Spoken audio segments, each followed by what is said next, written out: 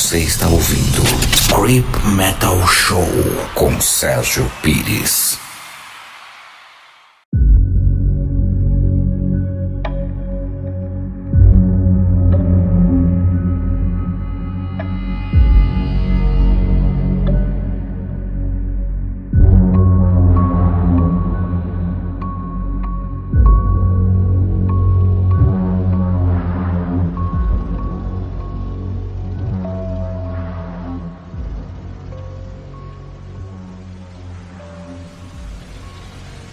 Véspera de Natal. Melissa estava sentada em frente à janela, observando a nevasca que caía. Sentia arrepios, mas como a lareira queimava grossas toras de lenha, não poderia ser de frio. A causa mais provável era o medo que se instalou dentro de si, desde que chegou naquele vilarejo que, para a maioria das pessoas, parecia tão belo, mas para ela tudo soava de forma infernal. Lembrou da mãe e uma lágrima lhe molhou a pequena face. Melissa não queria ir visitar o pai. A mãe nunca lhe obrigava, mas agora que tinha casado novamente parecia precisar de mais tempo a sós com o marido. Assim, mandou a única filha passar o Natal fora de casa pela primeira vez. Aos 7 anos, a menina estava se sentindo como um brinquedo deixado de lado, após o dono ganhar o mais novo. A mãe nunca havia lhe parecido tão indiferente e distante. E a mãe sabia de tudo, principalmente que Melissa não gostava de frio e que já havia nascido sem espírito natalino. Nunca foi daquelas crianças que ajudavam a pendurar bolinhas em pinheiro. Sempre achou aquilo tudo um saco. Tampouco acreditou alguma vez em Papai Noel. Sabia que os pais sempre se endividavam para lhe dar presentes de Natal. A mãe também sabia que Melissa não queria conhecer a madrasta, que não tinha afinidade com o pai e que detestava ficar isolada naquele fim de mundo para onde ele havia se mudado, principalmente para fugir delas e do compromisso com a paternidade. Ainda assim, não achou difícil obrigá-la a ir. Pensando nos acontecimentos dos últimos dias, Melissa observava Rosa sentada em uma pequena cadeira forrada de peles, em frente a um parapeito da janela adornado com duendes e renas. Ela não podia ter outro nome? É muita flor para uma casa só, pensou Melissa sem ousar falar. Só falava com a madrasta caso fosse estritamente necessário. Aquela mulher devia ser louca pelo Natal. A casa estava toda decorada, tinha trapos vermelhos e verdes até no banheiro. Um exagero, parecia até um carnaval. Melissa achava a Rosa falsa, pois ninguém era feliz daquela maneira o tempo todo, irritantemente feliz. Rosa era tão assustada quanto a enteada imaginava que fosse. Observando Rosa, Melissa concluiu que morar no frio deixava as pessoas brancas, até demais. Rosa era bem mais branca que a neve e seca como uma taquara.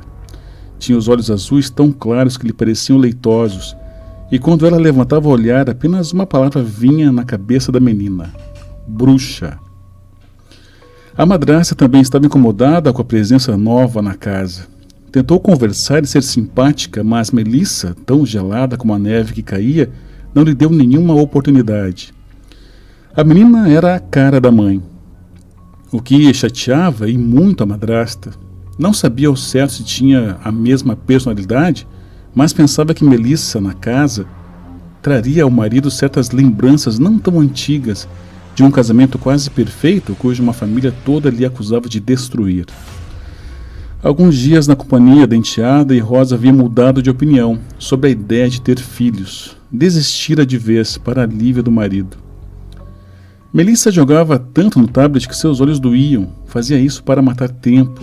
Tinha medo de Rosa. Desde que chegara na casa, a madrasta a proibira de descer ao porão, dizendo que por lá havia coisas perigosas, mas passava as tardes inteiras naquele local, fazendo ruídos estranhos, desconhecidos. Rosa tomava um líquido estranho, o dia todo andava com aquela garrafa e disse para a menina que era uma boa solução para manter o corpo em forma naquele frio, mas advertiu que não tentasse tomar. Melissa só revirou os olhos. Será que o pai se casava com mulheres compulsivas por dietas? Perto das 20 horas, Rosa estava pondo a mesa para a ceia de Natal. Na casa tocava uma melodia natalina com um fundo de sinos. No início, Melissa não se importou. Em alguns minutos pensou que estava sendo torturada. As batidas do sino a estavam transportando para outra dimensão. Perdeu a concentração nelas quando o pai lhe perguntou: "O que pediu ao Papai Noel, filha?" Papai Noel. Ela lembrou do sonho que teve na noite anterior. Havia um Papai Noel na sala. Abaixou-se para deixar um presente ao pé da grande árvore. Mas havia algo errado com aquele bom velhinho. Era baixo demais, magro demais. Melissa observava parada na porta do quarto. Quando o Papai Noel se virou, tinha os olhos esbranquiçados de Rosa. Era Rosa. E ela sorriu um sorriso largo, mostrando os dentes banhados em sangue. De repente virou o saco de presentes e dentro dele caiu a cabeça de uma criança. A sua cabeça. Acordou suada mesmo naquele frio. Não sabia o que responder ao pai. Pelo jeito, ele não entendeu que ela não acreditava naquelas bobagens. "Vamos, querida." Ele insistiu. "Uma boneca? Que tal?" "Qualquer coisa." Ela respondeu indiferente, apesar de detestar bonecas. O pai estava decidido. Naqueles dias de convívio percebeu que a filha era estranha demais. Resolveu que falaria com a ex-esposa sobre a péssima criação que ela estava dando à menina.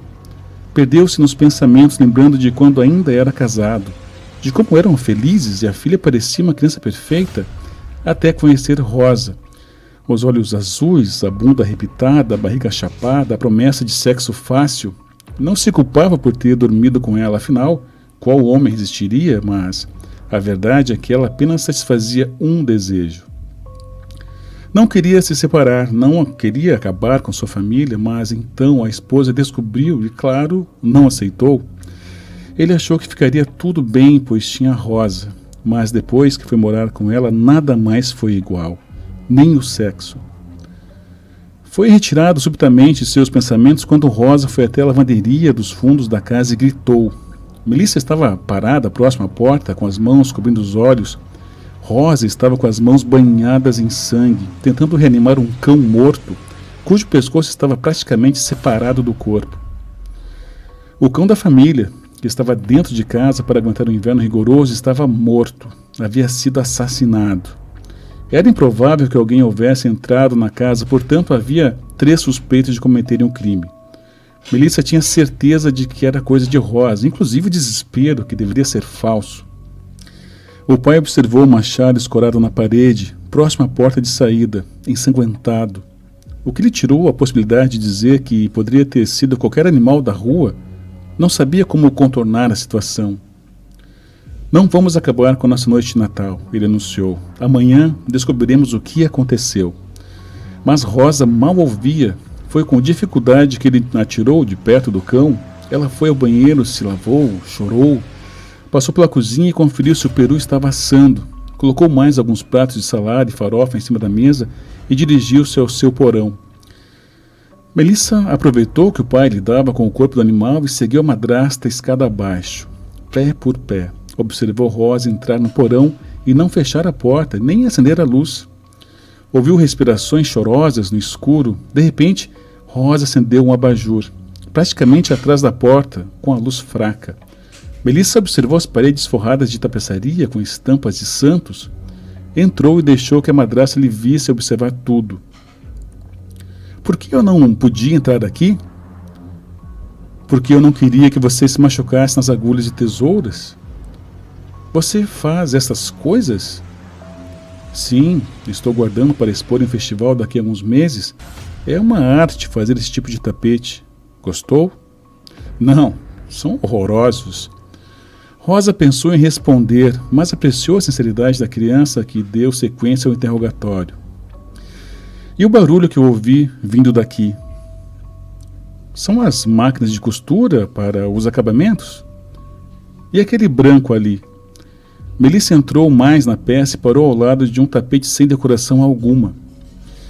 "Então, neste não sei exatamente o que colocar." Aproximou-se Rosa, pensando que, enfim, estava conseguindo algum contato com a enteada.